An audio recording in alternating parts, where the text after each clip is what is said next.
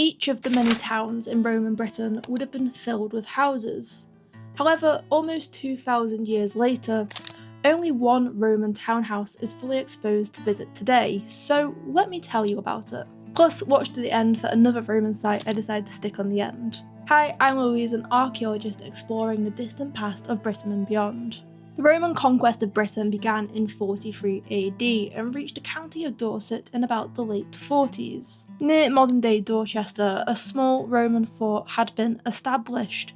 However, by the late 70s, the army had withdrawn, but Durnovaria had been established, a Roman civilian settlement administrating the region which had once belonged to the derogatories. In the Roman fashion, the roads were laid out on a grid system, and the modern town plan still echoes this Roman street design. In the year 200, banks and ditches were added around the town, and in the year 300, a wall was added to the innermost bank to demonstrate the power of the settlement. In the late 1930s, an excavation in what would have been the upper northwest corner of the fort revealed the spectacular remains of a Roman townhouse. This is the only fully exposed Roman townhouse in the country. The grounds are free to visit, but a guided tour lets you go inside, which was kindly gifted to me by Dorset Museum and Art Gallery when I was invited down to have a look at their Treasure Lost and Found exhibition. Originally, in around the year 300, there were 3 separate timber structures here,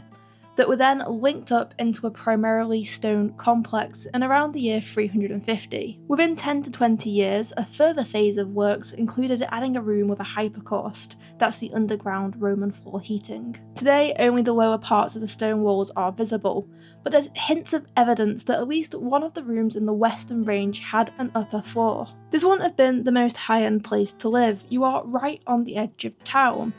Evidence from the nearby area points to industrial activity such as ironworking. There was also a kiln discovered on the site, and these may have been where the profits to fund such a complex came from.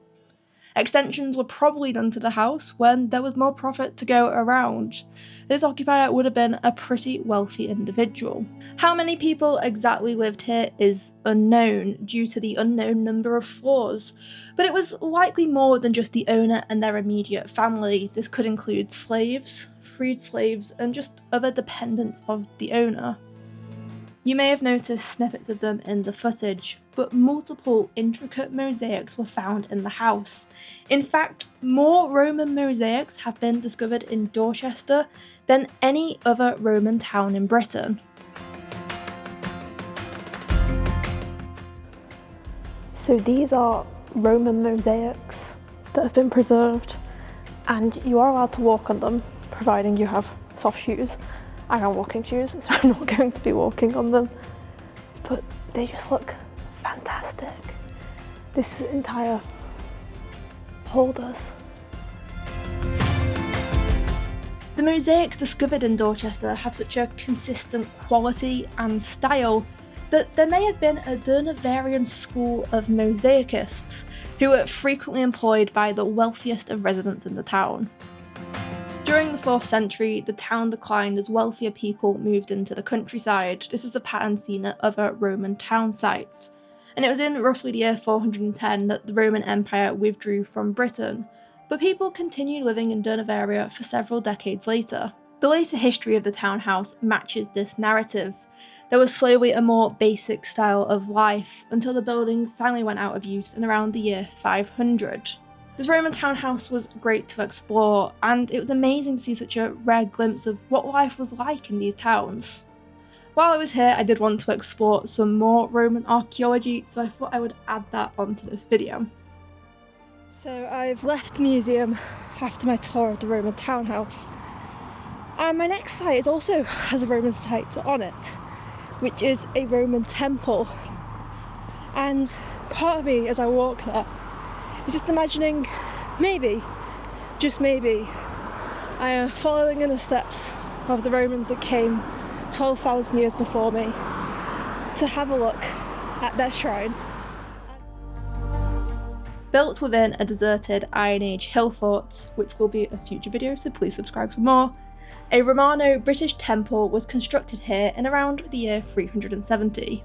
As people from across the Roman Empire settled in Britain, imported deities fused with Celtic ones, creating a sort of hybrid religion. This is a practice the Romans did in most places they went to. Excavations here uncovered a bronze plaque depicting the Roman goddess Minerva, also known as the Celtic god Sulis, suggesting that this temple was dedicated to her. The temple had a simple design, which is similar to many other rural examples. It consisted of a cellar, a central room roughly 5 meters squared with an east-facing door surrounded by a covered walkway. Alongside was a 2-roomed building, potentially a priest's house. Only a priest was allowed to enter the cellar, but visitors could pray to a statue visible through the doorway. A roughly circular structure nearby may have been a shrine that was built a few decades earlier. Here, fragments of statue to Diana, the goddess of hunting, were discovered, suggesting this was a shrine dedicated to her. Have you visited either of these sites before? Let me know in the comments, and please remember to like and subscribe for more. You can also support the channel on Patreon and Ko-fi. Thank you for exploring the distant past with me. There's always more to uncover, so I will see you in the next one.